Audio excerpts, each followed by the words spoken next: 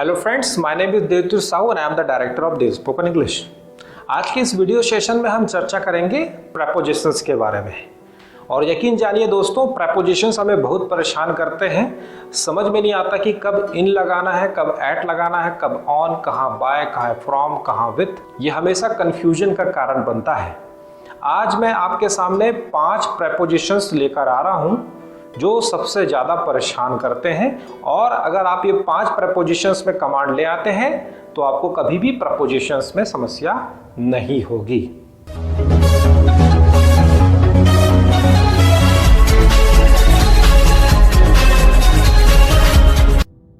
जैसे कि एक सेंटेंस कहता हूं मैं, वह दिल्ली से आ रहा है। मैं मोहन से बात कर रहा हूं। वह 2 घंटे से खेल रहा है। मैं पेन से लिख रहा हूं। वह बुखार से ग्रसित है। इन अगर 5 या 6 सेंटेंस जो भी मैंने कहे, क्या आप मुझे बता सकते हैं इसमें कौन सा प्रेपोजिशंस का प्रयोग होगा? क्योंकि सारे सेंटेंस में एक शब्द कॉमन है और वो है से। तो कंफ्यूजन हो गया, क्योंकि स्कूल में जो आप पढ़े थे कि फ्रॉम यानी से, तो हो सकता है कि आप सब जगह फ्रॉम लगा दें। लेकिन यकीन जानिए सारे के सारे सेंटेंस में अलग अलग प्रेपोजिशंस लगेगा। तो आज मैं 5 प्रेपोजिशंस के बारे में बताऊंगा। पहला है इन, दूसरा ऑन, तीसरा एट, चौथा बाय, 5वां फ्रॉम। तो सबसे पहले ये समझने की कोशिश करते हैं कि ये प्रेपोजिशंस होता क्या है। प्रेपोजिशन में एक शब्द छुपा है, पोजीशन। पोजीशन का मतलब होता है स्थिति। तो एक्चुअली में प्रेपोजिशन स्थिति बताता है। प्रेपोजिशन का डेफिनेशन होता है कि वे सारे शब्द जो किसी नाउन या प्रोनाउन की स्थिति बताए किसी और नाउन या प्रोनाउन के सापेक्ष। बाउंस हो गया। अक्सर होता है कि जब भी मैं क्लास में इस तरह के डेफिनेशंस देता हूं, बच्चों के ऊपर से चला जाता है। चलिए इसको मैं आसान करता हूं ताकि बहुत आसानी से इसको समझ पाएं। तो जैसा कि मैंने कहा, प्रेपोजिशन मतलब एक ऐसा शब्द जो पोजीशन बताए किसकी, किसी नाउन या प्रोनाउन की। किसके सापेक्ष? किसी और नाउन या प्रोनाउन के सापेक्ष। सबको भूल जाते हैं। मैं 2 ऑब्जेक्ट लेता हूं, एक ले लेता हूं बॉक्स और एक ले लेता हूं बुक। 2 ऑब्जेक्ट। अब मैं बुक की पोजीशन तय करना चाहता हूं। किसके सापेक्ष? बॉक्स के सापेक्ष। तो जिस प्रकार की पोजीशन मुझे तय करनी है इस बुक की, उस प्रकार का मैं प्रीपोजिशन लूंगा। तो जिस प्रकार का प्रीपोजिशन यूज हुआ है उससे मुझे बुक की स्थिति पता चल जाएगी बॉक्स के सापेक्ष। मान लो ऑन नामक प्रीपोजिशन का प्रयोग हुआ है, तो इससे मुझे यह पता चल जाएगा कि बुक की स्थिति बॉक्स के ऊपर होने की है और आपस में टच होने का है। मान लो मैं चाहता हूं कि बुक की स्थिति अंदर हो किताब के, तो मैं इन का प्रयोग कर लूंगा। मान लो बिहाइंड का यूज हुआ है, तो उससे मुझे पता चलेगा कि बुक की पोजीशन पीछे होने की है। और अगर मैं चाहता हूं कि बुक को सामने रखूं, इसकी स्थिति बॉक्स के सामने हो, तो मैं इन फ्रंट ऑफ का प्रयोग कर लूंगा। तो प्रेपोजिशन किसी ऑब्जेक्ट की स्थिति तय करता है किसी दूसरे ऑब्जेक्ट के सापेक्ष, या जिस प्रकार का प्रेपोजिशन यूज हुआ है उससे हमें पता चलता है कि इसकी स्थिति किसी दूसरे ऑब्जेक्ट के सापेक्ष कैसा है। तो सबसे पहला प्रेपोजिशन हम पढ़ने जा रहे हैं इन। स्कूल में आपको पढ़ाया गया होगा कि इन का अर्थ में होता है। अब यहाँ पे थोड़ा कॉन्सेप्ट को अपन बदलते हैं। जैसा मैं आपको समझाने की कोशिश कर रहा हूँ, अगर इस तरीके से आप चलेंगे तो यकीन जानिए प्रेपोजिशन में प्रॉब्लम नहीं जाएगा। तो स्कूल में पढ़ाया गया कि इन का अर्थ में होता है। तो जहां जहां आप में देखोगे हो सकता है कि आप इन लगा दो, यही गड़बड़ होता है। अब 2 लाइन में एक बात को मैं बता रहा हूं, उस कॉन्सेप्ट को समझिए। हर इन का अर्थ में होता है, लेकिन हर में का अर्थ इन नहीं होता। लेट मी रिपीट, हर इन का अर्थ में होगा, लेकिन हर में का अर्थ इन नहीं होगा। मतलब ये तो वही बात हुआ कि हर डॉक्टर इंसान होगा, लेकिन जरूरी नहीं है कि हर इंसान को डॉक्टर कहा जाए। तो जब आप आर्टिकल पढ़ रहे हैं इंग्लिश में, तो जहां जहां इन आएगा वहां वहां आप उसका अर्थ में निकाल लेना। लेकिन जब आप लिखने के लिए जा रहे हो या बोलने के लिए, तो जहां जहां में आएगा जरूरी नहीं है कि वहां पर आपको इन लगाना है। तो हमें एक्चुअल में पढ़ना क्या है? तो हमें ये पढ़ना है, ये सीखना है किस किस में के लिए इनका प्रयोग होगा, किन किन परिस्थितियों पे में आने पर, में शब्द आने पर इन लगाएंगे, किन किन में के लिए एट लगाएंगे, कौन कौन से के लिए फ्रॉम, कौन कौन से के लिए विथ, कौन कौन से के लिए बाय, कौन कौन से को के लिए ऑफ, कौन कौन से को के लिए टू। हमें हिंदी टू इंग्लिश जाना है, क्योंकि हिंदी में हम सेंटेंस तैयार रखे हुए हैं, हिंदी में हमारे पास प्रेपोजिशंस तैयार हैं, उसका इंग्लिश क्या होगा, तो हम उस हिंदी के प्रेपोजिशन को देखेंगे, उसकी परिस्थिति को देखेंगे, उसके हिसाब से इंग्लिश का चुनाव करेंगे। तो इंग्लिश टू हिंदी नहीं आना है, हिंदी टू इंग्लिश जाना है। तो दोस्तों सबसे पहले अपन पढ़ते हैं इन।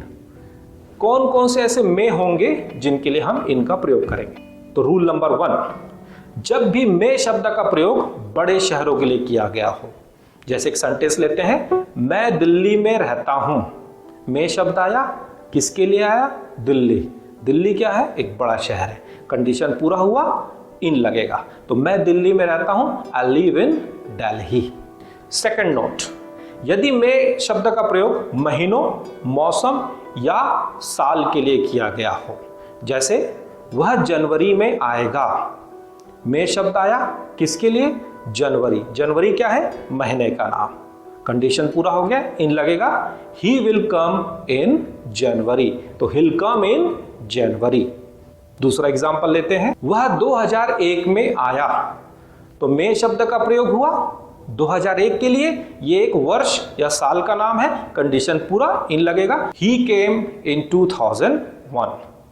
तीसरा एग्जांपल लेते हैं, तुम गर्मियों में कहां जा रहे हो, तो में शब्द का प्रयोग हुआ गर्मियों के लिए, एक मौसम का नाम है, कंडीशन पूरा, तो सेंटेंस हो जाएगा where are you going in summer. Next, यदि में शब्द का प्रयोग समय अवधि के लिए किया गया हो, जैसे मैं 2 घंटे में आ रहा हूं, तो में शब्द का प्रयोग हुआ 2 घंटे के लिए, 2 घंटा एक समय अवधि है, कंडीशन पूरा, इन लगेगा। तो I am coming in 2 hours. अगला रूल है, अगला नोट है, यदि में शब्द का प्रयोग देश, राज्य या महाद्वीप के साथ किया गया हो, जैसे कि मुझे एक सेंटेंस कहना है, हम भारत में रहते हैं, में शब्द का प्रयोग हुआ किसके लिए, भारत। भारत एक देश का नाम है, कंडीशन पूरा, इन लगेगा। We live in India. यदि में शब्द का प्रयोग नदी, ग्रह, उपग्रह, सागर, महासागर, इन सब के लिए किया गया हो, जैसे कि हम एग्जांपल लेते हैं, हम पृथ्वी में रहते हैं, में शब्द का प्रयोग हुआ पृथ्वी के लिए, ये एक प्लेनेट का नाम है, कंडीशन पूरा हो गया, तो इसका ट्रांसलेशन होगा वी लिव इन दी अर्थ। अगले नोट के बारे में बताना चाहता हूं कि यदि में शब्द का प्रयोग किसी गांव शब्द के लिए किया गया, लेट मी टेल यू, यदि में का प्रयोग किसी गांव शब्द के लिए किया गया हो, ना कि किसी गांव के नाम के साथ, जैसे मैं गांव में रहता हूं, में शब्द आया गांव शब्द के लिए, यहां पे गांव का नाम नहीं बता रहा है, बस गांव बता दिए, तो इन लगेगा। तो I live in a village.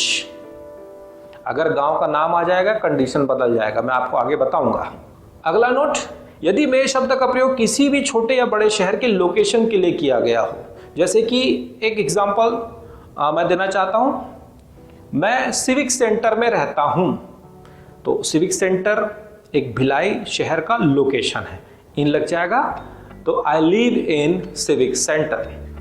अगला नोट, यदि किसी वस्तु के अंदर कोई दूसरी वस्तु हो, तो उसे बताने के लिए भी इनका प्रयोग करते हैं, जैसे कि डब्बे में एक पेन है, तो there is a pen in the box. तो होप सो दोस्तों आपको इनके बारे में जानकारी प्राप्त हो गई होगी।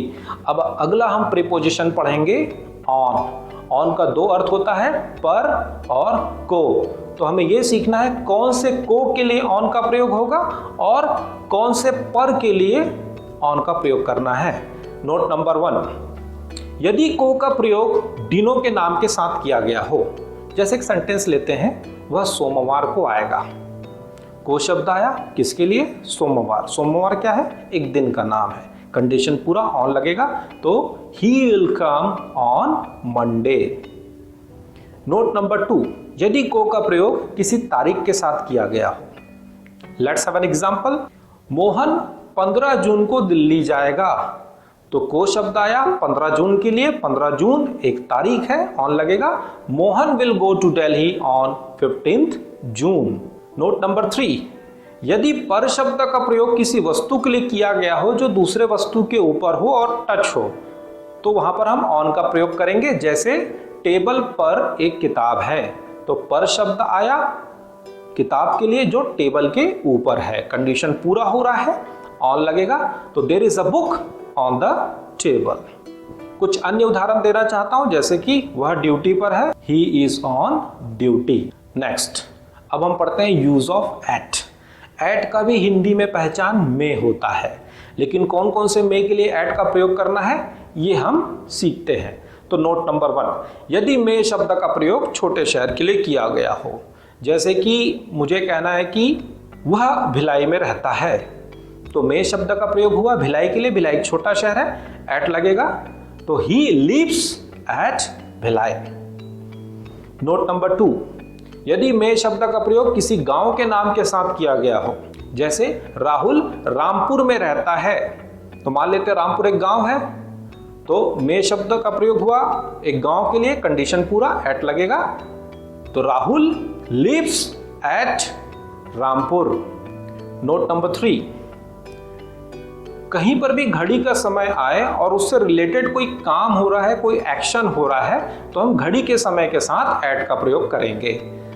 जैसे वह 2 बजे आ रहा है, तो यहां पर 2 बजे एक घड़ी का समय है और उससे रिलेटेड एक काम हो रहा है आने का, तो हम घड़ी के समय के साथ एट नामक प्रीपोजिशन का प्रयोग करेंगे।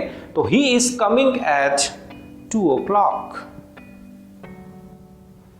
तो ये 3 प्रीपोजिशंस के बारे में मैं आपको बताया, इन, ऑन, एट। चौथा प्रीपोजिशंस के बारे में मैं बताना चाहता हूं और वो है फ्रॉम। फ्रॉम का हिंदी पहचान होता है से, लेकिन हमको ये सीखना है कि कौन कौन से के साथ फ्रॉम का प्रयोग होगा। रूल नंबर 1, नोट नंबर 1, यदि से का प्रयोग हम किसी स्थान के लिए कर रहे हो, जैसे मैं दिल्ली से आ रहा हूं, तो से का प्रयोग हुआ, दिल्ली एक स्थान का नाम है, कंडीशन पूरा, तो सेंटेंस का ट्रांसलेशन होगा I am coming from Delhi. Note number 2, यदि से का प्रयोग किसी बीमारी से ग्रसित होने के लिए किया गया हो, तो हम फ्रॉम लगाएंगे। जैसे वह बुखार से ग्रसित है, तो ही सफरिंग फ्रॉम फीवर। लेकिन दोस्तों, अगर बीमारी से मृत्यु हो जाए तो उस से के लिए फिर फ्रॉम न लगा के ऑफ लगाना पड़ेगा। जैसे वह कैंसर से मरा, तो यहां पर भी से शब्द आ रहा है, लेकिन इसमें डेथ हो रहा है, तो हम बोलेंगे he died of cancer. Note number 3, 2 समय बिंदु या 2 स्थान के लिए हम फ्रॉम का प्रयोग करते हैं, जैसे सुबह से शाम तक, from morning to evening, Delhi से मुंबई, फ्रॉम दिल्ली टू मुंबई। अगला लास्ट प्रपोजिशन देखते हैं, बाय।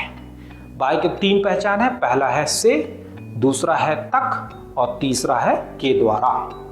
तो पहला देखते हैं तक। तो यदि तक का प्रयोग फ्यूचर में किया गया हो, तो हम बाय लगाएंगे। लेट मी रिपीट, प्रेजेंट और पास्ट की बात नहीं कर रहा हूं, अगर तक शब्द फ्यूचर में आ रहा है तो उस तक के लिए बाय लगता है। जैसे मैं 2 बजे तक आऊंगा, तो यहां पर तक शब्द आ रहा है और आऊंगा मतलब फ्यूचर हो गया, तो हम बाय लगाएंगे, तो I will come by 2 o'clock।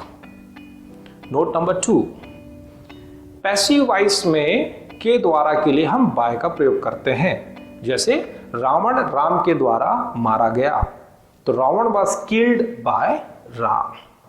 Note number 3, यदि से शब्द का प्रयोग किसी यातायात के साधन के लिए किया गया हो, जैसे मैं दिल्ली ट्रेन से जा रहा हूं, तो से शब्द आया ट्रेन के लिए, एक यातायात का साधन है, बाय लगेगा, I am going to Delhi by train.